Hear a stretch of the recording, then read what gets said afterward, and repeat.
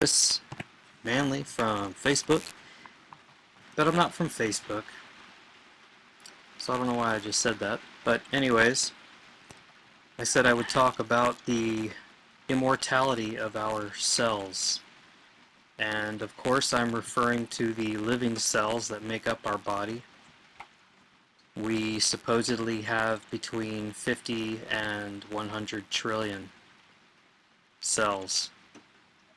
I believe it's 1 cell per kilo of weight. Either way, I think it's a rough estimate, but I'm sure it's close to that number. Or one of those numbers based on your size, your mass, your volume. And so here we go. I wanted you to see the screen that I'm working from.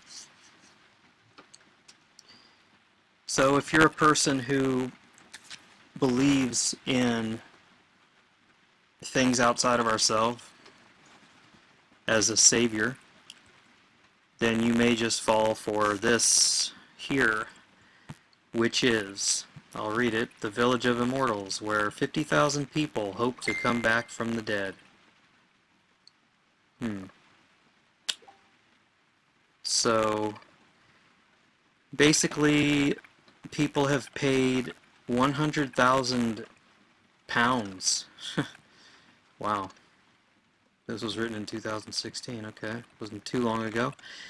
There are thousands of people who have paid 100,000 pounds, 1/10 of a million. Man, whoever came up with this bullshit idea, they're making out with a lot of money. I need to go buy a freezer. Wow, sounds like a good gig. If you don't have a heart. Anyways, or if you're just a total believer in science and haven't looked into, at least modern day science, and haven't looked into the real science. And we'll be looking at that today. So, anyways, this is what you do when you are not aware of it. Well, for one, when you have a lot of money to throw away, and you don't know that your cells can be kept alive forever. So anyways, this, I'm not going to read all this, but it's cryogenics. I'm sure most people have heard of this. And people have paid a lot of money to basically freeze themselves after they die. Now this just does not make sense. The only way that this matters is if you freeze yourself while you're alive. You gotta freeze yourself while you're alive. By the way, because I'm on this subject of our bodies being useless once they're dead, and they are. They're no longer animated. They're animated by our spirit, guys. Animated by spirit. That's why they call it giving up the ghost when you die. That's a saying. Giving up the ghost. You give up the spirit, the body's dead. It's just a thing at that point. So your body is truly animated by the spirit, and this cannot be explained by science. However, there are some things that have been tested out in science that we're about to look at. But I wanted to say really quick while we're on this subject, please do some research on organ trading. You do not want to be an organ donor. You do not want to be an organ donor. I didn't bring up a reference for this because I just thought of it right now. But when you donate your organs, I don't know if you know this, but you have to be alive when they harvest these organs. That means you need to be in a coma in order to harvest the organs, because or they can harvest the organs if you're barely alive and they think you're dying, so they just start. I think at that point, aren't they supposed to be trying to keep you alive? If your body's still in good enough shape to where they can harvest your organs, they should be trying to keep you alive, I would think, unless your head is missing or something. But man, so here's what we have going on in hospitals. It's literally vampirical, if that's a word. Vampire. They harvest your organs while you're alive, I don't know the exact price, but I've heard, and if you guys want to comment below this video and let me know if you know, I believe it's 100, and here we go with the 100,000 thing again for cryogenics, but I believe it's roughly $100,000 for certain organs, or for any of the organs. I don't know. I know livers are popular because people destroy those, the filter, of course, these gluttons. They'll destroy their liver with alcohol. There'll be people waiting, on a waiting list to get a part for their kid, which honestly they're going down the wrong road anyways, but I mean, in the scheme of things, you've got people on waiting lists that are trying to save their kid's life, or somebody else who's, for whatever reason, have damaged their liver, and then you've got these people that are drunks who've destroyed their liver with that, and maybe they've had who knows how many livers, I don't know. Anyways, that's not the point of this whole podcast. I'm talking about immortal cells, and that's a positive subject, guys, but I had to go a little to the dark side here and tell you a few things that I've found out. Do not be an organ donor, because there is a motive, is my point. Even if it's $100,000 per organ, hello, there's a motive. There's a money motive. If somebody's looking at all of the signs for you being in a coma, but you're not really in a coma, and even if you are in a coma, who are they to say, well, pull the plug? You're still alive. You're not going to die because you're in a coma. You're alive. And guess what? If they start harvesting your organs while you are in a coma, quote-unquote coma, still alive, you're going to know everything they're doing. In fact, I've heard you actually feel it. And maybe this comes from people who've been in this state while this stuff was going on, maybe having surgery done on them and they've felt the pain and they've come back from their coma. This has happened. People have reported this. So yeah, real dark subject, but stay away from that, you guys, if you enjoy being, kept alive, if you're still alive. I don't know how I would ever end up in a hospital bed for any of this. It would have to be some serious damage, trauma for this to happen. But anyways, moving along. So I'm going to read a little bit from Hotema. Many people have read this book. I highly recommend it.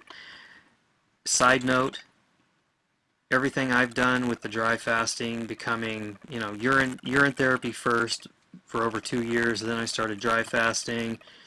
Figured out really fast during a dry fast that I did not need food or water anymore, and I passed that, the not needing food anymore, it's a lot easier. It's a lot easier to get to. You can get to that point using urine therapy. It's easy, really, in the scheme, by comparison. But to find out that you don't need water, it really is tough. I mean, it really, really is tough. You have to trust yourself and know that you're not going to die to be able to do this, and you can do it. But man, I highly recommend some planning and taking some steps, not just trying to jump in, because if your body's still filled with blockages, those are all dehydrating elements. If your colon is still filled with matter, fecal matter, compacted, you won't even know it's there until 2 months later, after you haven't eaten anything for 2 months. You'll see some of this stuff starting to come out because your colon at that point starts to shrink back into place. Until that's all removed, I believe, from what I know now, that it's almost impossible to get past the point of thinking you don't need water, because your body is just going to keep craving that water, and you're going to feel it for days and days. I went through day 3 and 4 of feeling the pain, elevated heart rate, head to toe fever, weakness even with 13 plus hours of sleep for those 2 days, each day. Very, very tough. But the transition happened, and yeah, I don't think you can reach it until the temple's clean, honestly. Prior to. So anyways, here we go. Man's Higher Consciousness from Hilton Hotema. I highly recommend this book.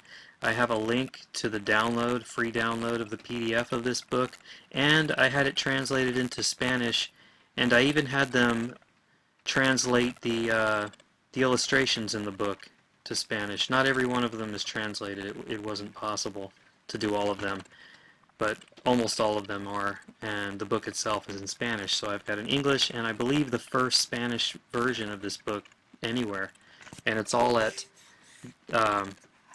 ourhighestpotential.com. So here we go. The body is composed of trillions of cells. Carell, and this is a scientist, you guys, we're about to read directly from his studies. Carell shows that all organs and structures that constitute the body as a whole come from the original parent cell by a process of cell division and subdivision. That fact is definitely stated in all textbooks on anatomy. So, what I just read is that there was one parent cell that all of the trillions of cells that your body is made up of came from. So this parent cell had to have the information within to start from a cell, duplicate, duplicate, duplicate, to the trillions, and form all of your organs, your skin, your blood, your bones, your teeth, your cartilage, I mean, your brain. Think about this. This is insane. It really, it's hard. This is why science has no idea where life comes from. So before you put too much stock in what these guys know, just know that they still do not know how life is created. And that leads me to thinking about cloning. I just don't know how they can be successful with cloning, but that's just me based on what I feel and know and think I know, because I don't know, but from what I know so far, how about that?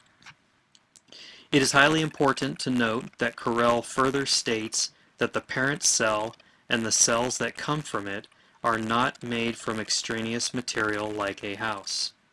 He means that the cells are not made and composed of what man breathes, drinks, and eats. Now the cells are kept alive and they're energized. There is energy coming from the air all around us, the ether. People call it nothingness. Modern day people call it thin air, out of thin air. Nice way to minimize the air, huh? That being an admitted fact, then, as the cells are not the product of food, they are independent of food and are not sustained by it. What food does not produce, it cannot sustain. So that's what I'm going to read from that, because we're talking about immortal cells, but I wanted to read the part here about our body, our cells not being created by food. This is what we're taught, that it's created by food, and it's just not true. So here's the name of the scientist, and look at those dates, 1912 to 1946. Alex Carell's Immortal Chick Heart Tissue Cultures. In an effort to develop tissue culture techniques for long-term tissue cultivation, French surgeon and biologist Alex Carell, he was a cellular biologist, by the way, he's one of the top in his day, and his associates produced and maintained a series of chick heart tissue cultures at the Rockefeller Institute, Rockefeller, in New York City.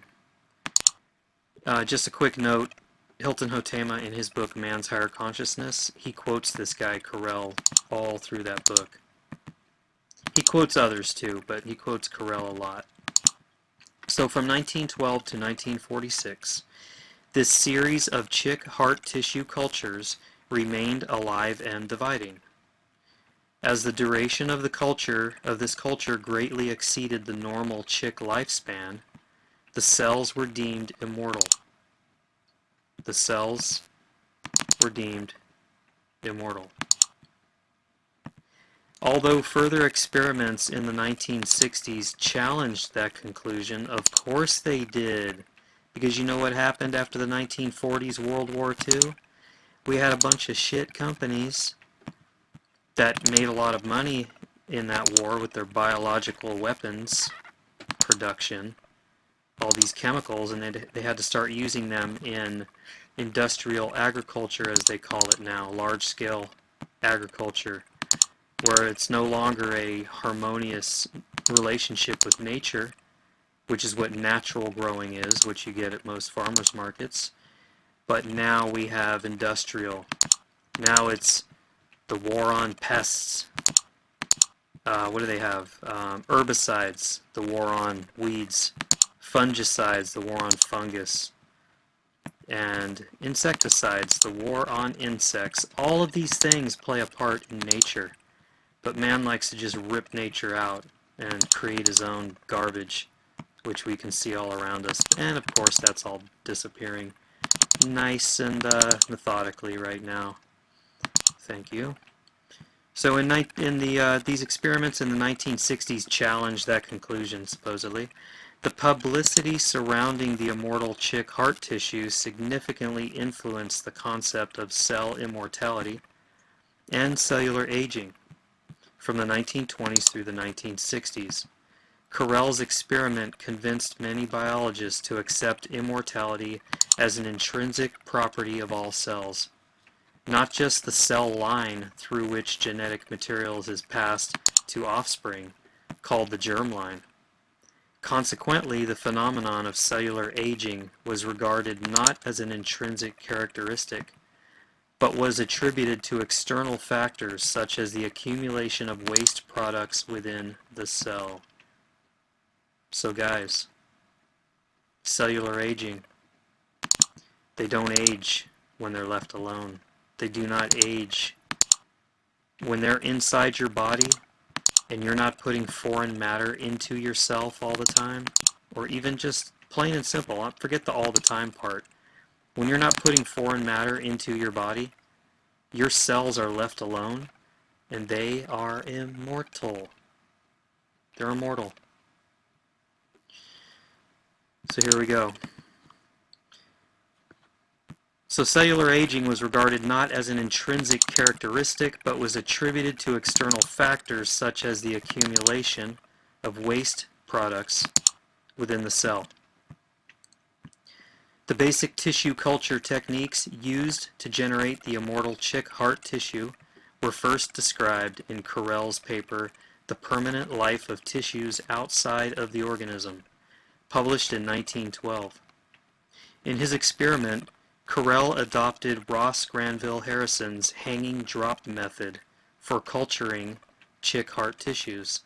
Small fragments of embryonic chick heart tissue were placed on a clear cover that sits on top of a slide called a cover slip in a drop of liquid composed of chick blood plasma and water. After the medium made of blood plasma and water had coagulated, the cover slip was inverted over a slide. The whole slide was then incubated at 39 degrees Celsius. That's about 102 degrees, I believe, 101, 102 Fahrenheit. After the culture grew for 2 to 3 days, the tissue was passaged, I don't know what that means, wherein a fragment of the tissue was removed, washed, and put into new medium so that the growth could continue and a secondary tissue culture could be generated. The chick heart tissues in this early stage of in vitro culturing continued to pulsate with life, is what they're saying. Before Carrel submitted his paper for publication, the chick heart tissue had been growing and pulsating for about 3 months, from 17 January to 16 March 1912. Wow. That's a long time ago, man. That's 108 years ago. They were doing these tests. And you know they knew about this long before this guy got a hold of this information. You know it, guys. Our ancient ancestors knew all this stuff. On the permanent life of tissues outside of the organism, and keep in mind, these tissues are not attached to a body. These tissues are living on their own in a culture, separated from a heart, separated from blood, separated from a mouth, separated from your gullet, your colon, your favored dumping ground for all of the all the addictions, just like I was. I'm not special, guys. I'm just reading the truth. Carrel hypothesized that the lifespan of cultured tissues could be lengthened indefinitely, and tissues should intrinsically be able to maintain permanent life in vitro under ideal culturing methods. The responsibility of maintaining the chick heart tissue culture was transferred to Carrel's associate, Albert Ebeling, in June of 1912. Man, I'm looking at this date and it just kind of blows my mind. Although some of the cultures became contaminated, Ebeling managed to preserve one line of cell cultures. In a paper published in 1913, The Permanent Life of Connective Tissue Outside of the Organism, Ebeling listed the subculturing and tissue growth conditions in detail, including records of the 129 passages or times at which the cultured cells were segregated into new medium for subculturing that Carrel, Ebeling, and assistants had performed from 17 January 1912 to 15 January 1913.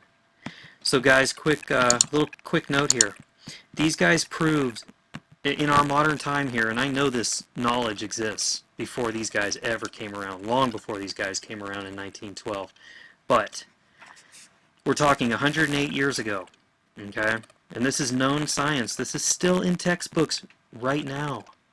Now, they might have changed some of the wording, but I'm reading from the embryo.asu.edu website. This is the Arizona State University website where this is located. This document is located. People are reading this. And they're telling you here that our tissues are immortal. Our cells make up that tissue. They are immortal, even outside of the organism. And that organism that we think needs to consume stuff to keep our tissues alive apparently doesn't need anything. There's a movie that just came out recently here, and I watched it, and it's brainwashing. But, you know, if you've got a nice foundation, you laugh at the brainwashing. The movie's called The Old Guard, I believe it was. Mark and I were talking about it in a previous podcast. The Old Guard. Mark found this movie. And it was pretty interesting, except the big subject of the movie was that there was a pharmaceutical company trying to figure out immortality, trying to save mankind from disease, and if we could just get a hold of these immortals and study them and get their cells from them, we can extend people's lives and end misery and suffering and death and blah, blah, blah, blah. And you know, this is how they brainwash you. They put the idea of cell immortality into your mind. They don't lie that it's possible, but they make it seem like it's just some group of people, you know, it's just some special people on the earth. And they put it in a comic strip format where it's not credible in the first place. It's just not credible. And they do this. They put it in comic strips. They put this kind of information in comic books, comic book characters, the idea of us being immortal or powerful or superhuman, which superhuman is just human. We're just subhuman right now. Don't steal that for a meme. Somebody's making a meme right now. Actually, I'm going to. I'm kidding. Anyways, here we go. I do like to talk to myself sometimes, and it's not always a bad thing. So here we go. This record shows that in March of 1912, man, I still can't get over that date, the growth rate of the tissues increased following the inclusion of a chick embryo extract into the culture medium. Let's see what that is. A chick. Chick embryo. I mean, it sounds like it's a chicken. Published the chick based on varying laboratory. Okay, they're just calling it a chick. Sounds like it's a chicken that they're talking about. They took an embryo from a chicken. All these animals they've done studies on. We didn't even need to have this done to know this. But anyways, here we go. After this finding, the chick embryo extract became a standard component of the medium used by Carrel's group. Although the cell's growth accelerated in March, the pulsations began to slow and eventually ceased by April of 1912. By the time the 1913 paper was published, the chick heart tissue cells had been proliferating in vitro for more than a year. Carrel and Eberling subsequently published a series of scientific papers reporting on the progress of the chick heart tissue cultures in the Journal of Experimental Medicine. Carrel published 2 papers in 13 and 14 when the cultures were growing for 16 and 28 months, respectively. In these papers, Carrel compared the chick heart cells to microorganisms and colonies of minute aquatic organisms called infusoria, which could divide indefinitely. There's where your immortality comes in, guys. Divide means that another one was created. And this is what your body does when it's left alone, when it has all its energy, when you're not using up 80% of your daily energy digesting food. Your body is literally recreating itself. They don't want you to know this. He also discussed questions about the effects of the composition of the medium on the growth rate, modifications growing cells made to the medium, and methods for measuring the volume of tissues in the culture. Just so you guys know, I've never read this before, so if I stumble on some of these words, you know why. In a paper published in 1919, 5 years later, let's see if any brainwashing or coercion happened in that time, Eberling gave additional descriptions of the chick heart tissue cultures when they had been maintained for 7 years, and the growth of cells had become even more rapid. Okay, I had not read this part yet. Wow. Even more rapid. You guys, I'm actually excited reading this. This is I'm going to throw something in here, okay? I'm going to throw something in here real quick. For people who do urine therapy or have used it or have used aged urine, my brother Mark, shout out to Mark. I love you, brother. I love how you think, man. He talked about how when we are in a dry state and we're not eating or drinking, and you're not dry after a while if you transition, you're not dry. The body hydrates itself. But when you're in that state, the body only uses the water, the exact amount of water it needs, and when there is any excess, it's put into your bladder, and it never overflows. It never overflows because the body only takes what it needs and wants. So here we go. The growth of the cells had become even more rapid. And what I wanted to say about the urine therapy is Mark English brought up a great point, which was that when we are not using up our pee by pissing it out, or even reconsuming it and sending that water back through, we're allowing the pee to become more dense and go back to what it's really supposed to be, the fluid that's really supposed to be in our body, the undiluted liquid running through our body, which is much more powerful, much more dense with stem cells and all the ingredients that our body is made up of. This is, you guys, this is something I just realized today after thinking about what Mark said.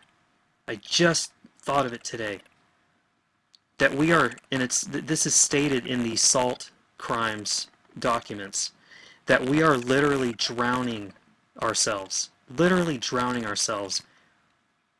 Now, I don't want people to take this wrong. I'm not telling you to stop drinking water because you know what? Right now, we're in a state of addiction. And your body is dehydrated because it is filled with dehydrating blockages, inorganic matter, sediment. Your colon is filled with dehydrated food. And right now, your body needs this water. That's why it's calling out for it.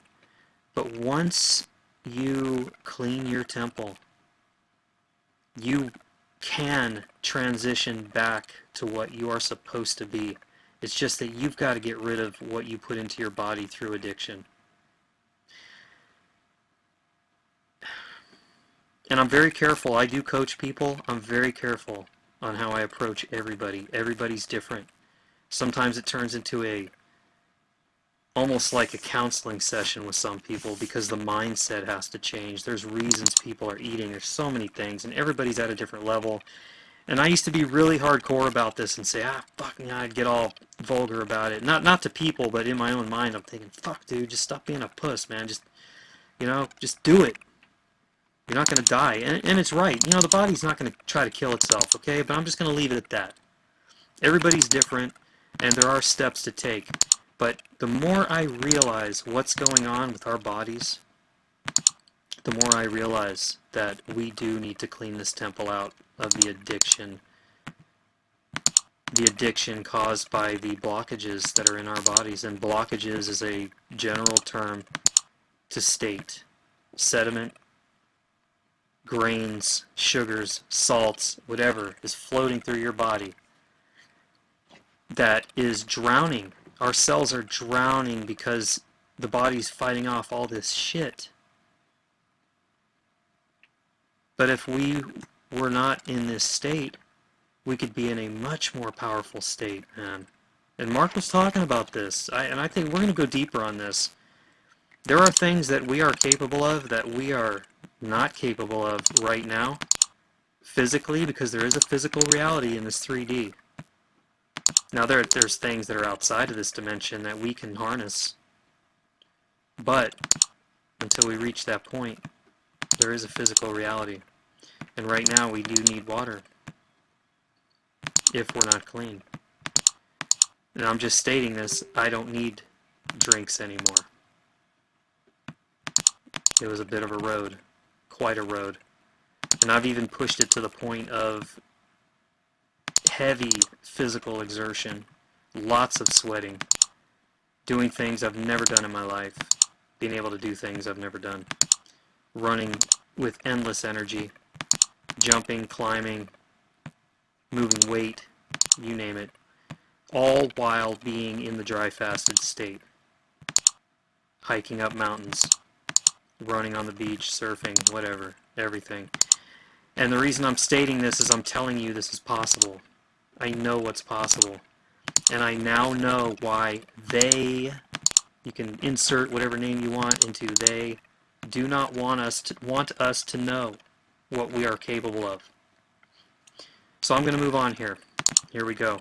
In another paper published in 1922, 3 years later, Ebeling pointed out that if the whole volume of cells generated by the chick heart tissue culture could be maintained, then the mass would have been larger than the sun. Wow. That's how fast these things increase, guys. Our cells. I've read that your body can literally regenerate itself in 24 hours. I think that's a high state of being. I'm not there. I'm just going to tell you right now, I'm not there. But I'm going to get there. So when you see these fanciful movies, supposedly, the old guard, watch the movie, it's bullshit. But if you're curious, watch it. These people basically are healing on the spot. They get shot and the body's healing itself like right there in minutes, and it's popping the bullets out, or the slice is healing up, whatever, the knife gash is healing up. And yeah, maybe that's not so far from the truth. When you're super highly advanced with aged, I say aged urine, but it's not what we know as aged urine, because ours is outside, out in the elements. This stuff's inside your cells where it belongs. Nothing's wasted. Everything's taken care of exactly the way the body wants it to be. Your bladder is filled with nothing but blood, not pee anymore. You'll have a little bit of water in there mixed in, so it's still a mix. It's not pure blood. But when the body is regulating itself and we're able to not be able to eat or drink anymore, then your bladder's filled with mostly blood. It's mostly red, and it's highly powerful. And then your cells are not drowning anymore, and wow, what else are we capable of, guys? I'm not there yet. But man, I'll tell you what, I'm working on it. I've got better things to do than to watch what these idiots are trying to do right now. Enslave. We're enslaving ourselves, and I'm not even going to speak on that anymore. I don't have time for it. We've got better things to do. This new world's coming in. This new world's all around us right now. It's ours for the taking. We just have to be what we truly are. So here we go. I know I keep stopping, but I can't help but mouth off. So here we go. So this guy said that those cells would have grown to the point where instead of just being in a little dish, the mass of these cells within 3 years, or I'm sorry, 1922, pointing out the volume was generated, could be maintained. Okay, let's say 10 years. Let's say 10 years. Those cells would have been the size, the mass of the sun. Volume of the sun. Larger than the sun, according to him. In addition to scientific papers, articles in newspapers and magazines covered the immortal chick heart issue or tissue cultures. In 1921, an article in The World by Alessandro Fabri engaged his audience with an account of how large the volume of cells cultured could have been, telling readers that it would have been like a rooster big enough today to cross the Atlantic in a stride, and so monstrous that when perched on this mundane sphere, the world, it would look like a weathercock. I guess that's like a wind vane on top of a barn with the rooster and a little direction indicator. It would have looked like it was sitting on top of it would have looked like another world, basically. Anyways, 3 years later, the New York Tribune published an article, I guess that's 1925, published an article to celebrate the 12th birthday of the culture. We don't see anything like this anymore, do we, guys? We only see it in movies and comic strips, but hey, what can I do about that? I'm reviving it. Here's your comic strip, but not so comical. In 1939, Carrel retired from the Rockefeller Institute and returned to France, leaving the chick heart tissue cultures to Ebling's care. Ebling, with Carrel's 2 technicians, soon left the Rockefeller Institute and took posts at the whatever, I'm not going to read all that crap. There they used the chick heart tissue cultures to test the toxicity of drugs and germicides. There you go. There you go, germicides. Gotta kill the germs, idiots. Drugs. Let's see, what year was this? Ebeling soon left the institute and went to these labs. Rockefeller Institute, and then shortly after they're coming up with drugs and germicides. Oh, I wonder what those were for. What do you think they were testing, guys? Test the toxicity of drugs and germicides. The toxicity. They were testing out what they were going to start putting in your fucking food. Wow. Man, what you discover when you just start reading stuff. The last batch of and you have the ability to read between the lines of what these guys do. The last batch of chick heart tissue cultures was discarded in 1946, 2 years after Carrel's death. Of course. Wait till the guy dies, then dump the stuff that he had. And following 34 years of sustained proliferation, why would they throw these cultures out if they were still sustaining growth? Proliferation. Not just, growth. They were increasing. They were proliferating. 34 years straight. They threw them out. Because they're not interested in that. That's 1946. Mark the year, guys. 1946. When did World War II end? This is when the Industrial Revolution really kicked off. This is when small farms were being bought up like crazy, going bankrupt after the Great Depression in the 30s, the 20s and 30s. I think it was the late 20s. Yeah, late 20s. So in 1946, Industrial Revolution, including the Industrial Agriculture Revolution, they discarded proof that our cells are immortal. But we're going to move on from this and we're going to see something more modern. But let me finish reading just this part here. By the 1960s, the immortal chick heart tissue culture was seen as sound evidence supporting Carrel's hypothesis about the immortality of cells. In 1961, when Leonard Hayflick performed a series of experiments that demonstrated a finite lifespan for human cells grown in vitro, in 1961, of course, Carrel's immortality hypothesis was called into question. Of course it was. You gotta question that immortality when you're trying to tell people they need to die at 100 years, which people were already doing obediently in their death culture that they were raised into, with cemeteries right up along the roadside. Carrel's immortality hypothesis was called into question by the liars. The failure of several attempts to culture normal chick somatic cells for longer than a few months further exposed a problem with Carrel's hypothesis. Some now argue that there must have been some experimental errors. Of course. You know what's crazy, guys? These tissues were proliferating for 34 years. They were increasing. New ones were being created the whole time. They proved this, but now they're saying, oh, there were some errors. What could you possibly have erred? You've got cells, you've got tissue that continues to grow and increase. They weren't adding anything to it. So what errors were being conducted? Was it the error of not throwing some drugs and toxicity in there? Some germicides, some fungicides, some herbicides, some insecticides that they spray on every fucking thing in agriculture? Even the organic stuff, don't fall for it, guys. Even organic is still getting sprayed with quote-unquote food-grade drugs. So it's not all what you think. Scientists and historians of science have tried to reassess. Of course they have. Carrel's immortal chick heart tissue. Of course they're going to try to reassess that.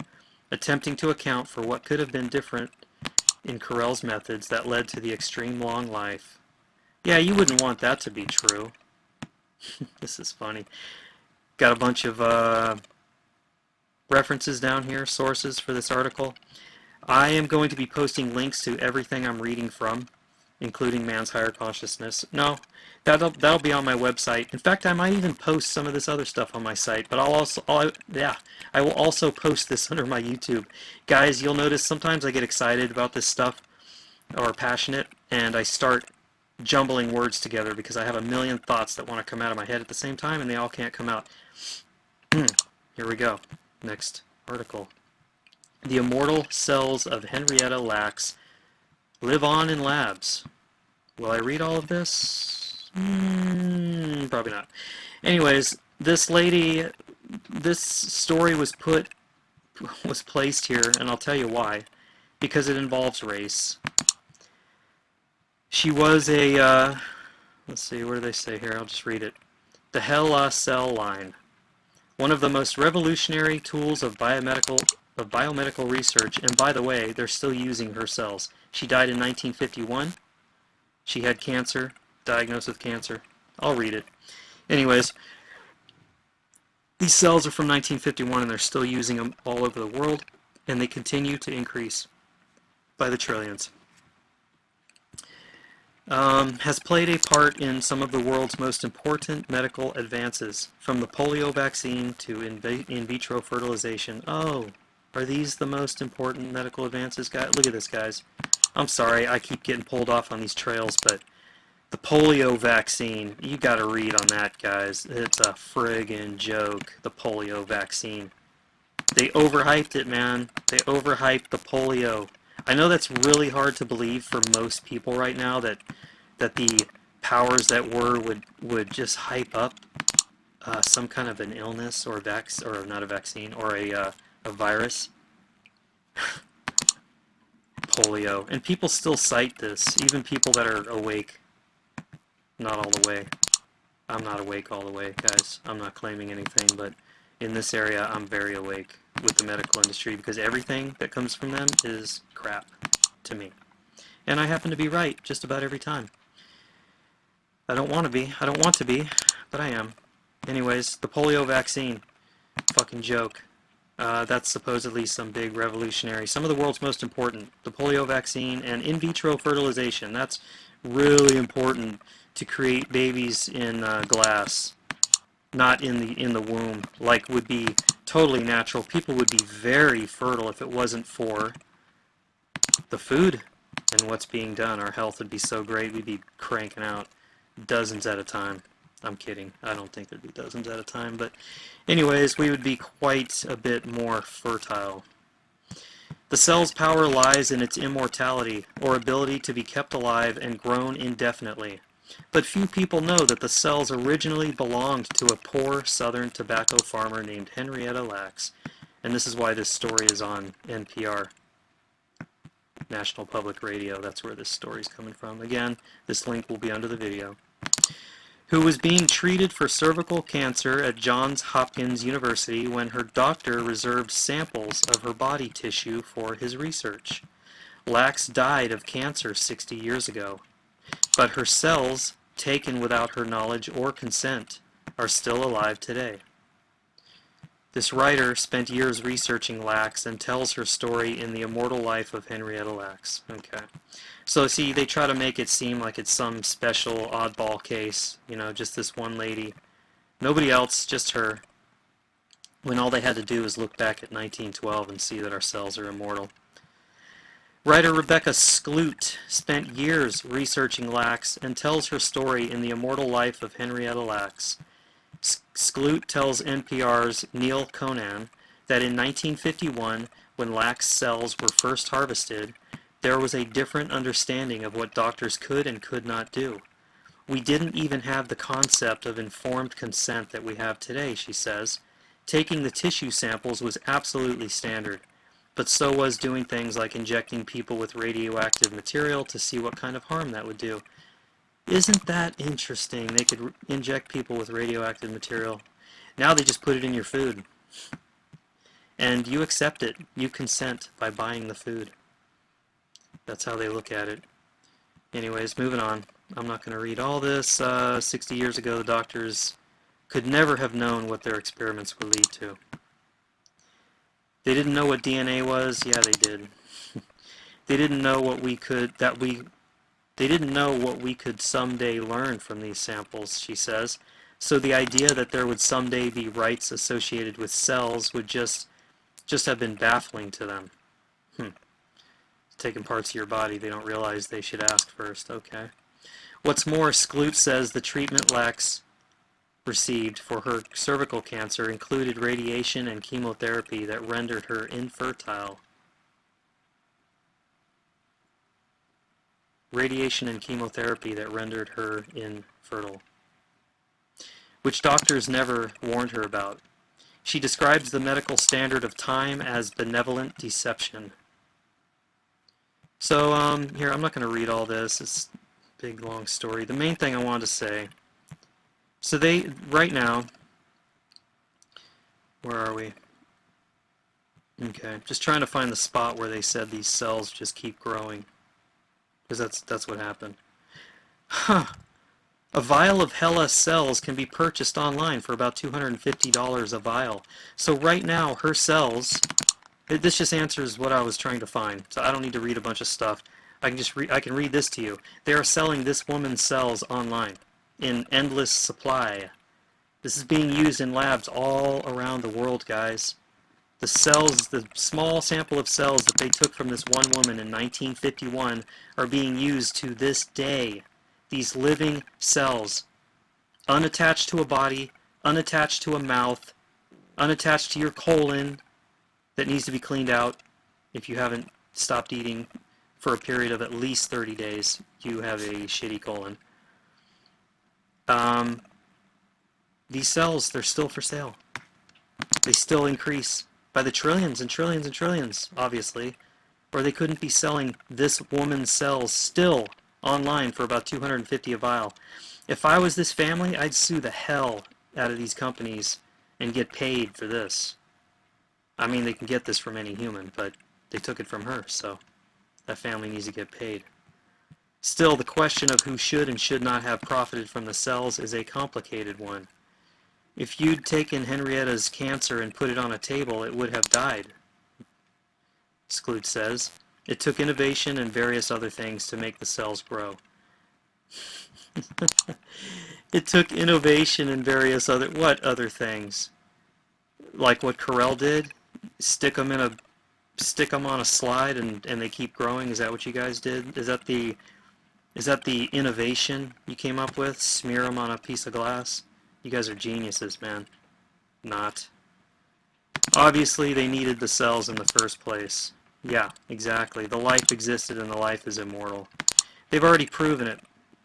So, you can read this article. I'll be linking to it. There's more info down here. Let me just see if there's anything else of use that I can get from this. Nope, not really. Okay, moving on. I'm not going to go too deep into this, but I will put a link to this below. It's a very interesting read, and I believe there's a longer article on this. I don't know if there's a book, but if there is, I'm buying it.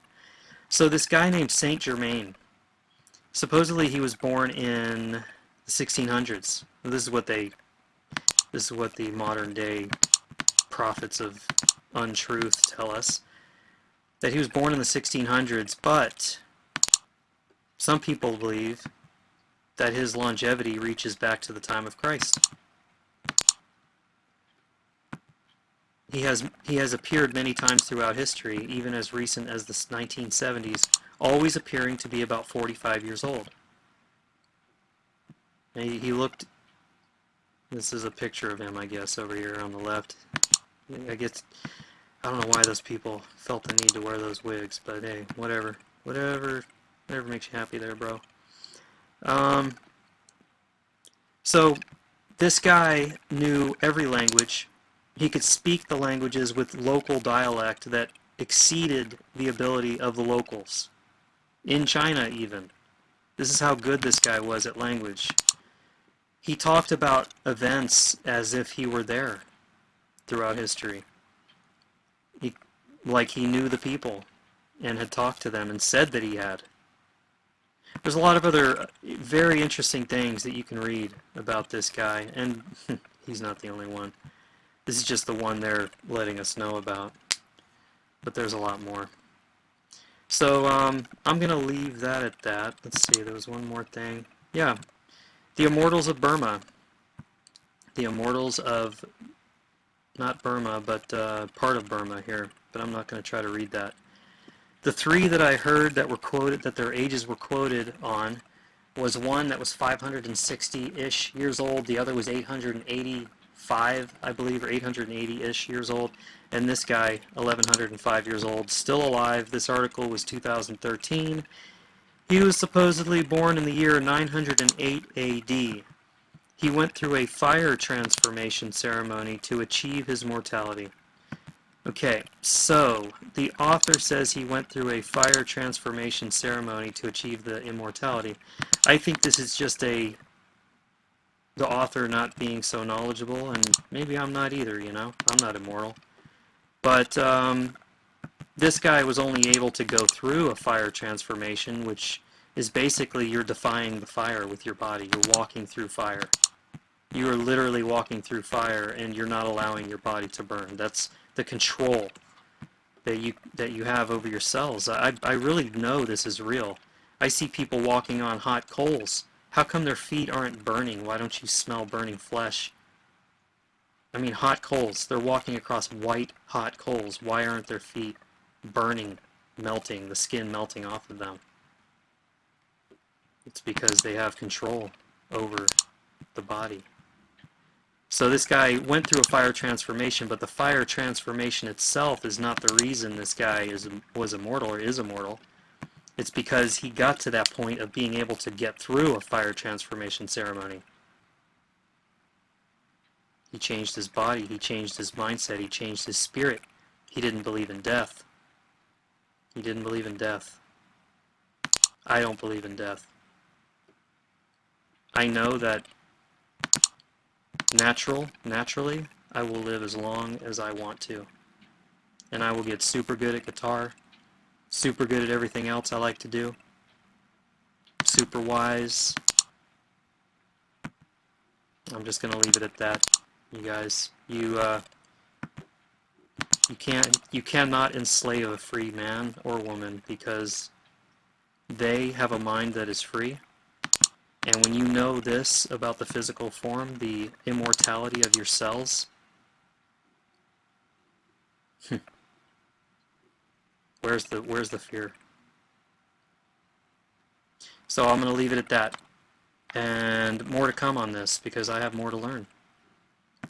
So thanks for listening, guys. I don't know how long this is. I'm about to find out, but it was great doing this. I learned and motivated myself, and hopefully I motivated you, and maybe you learned something. Take care.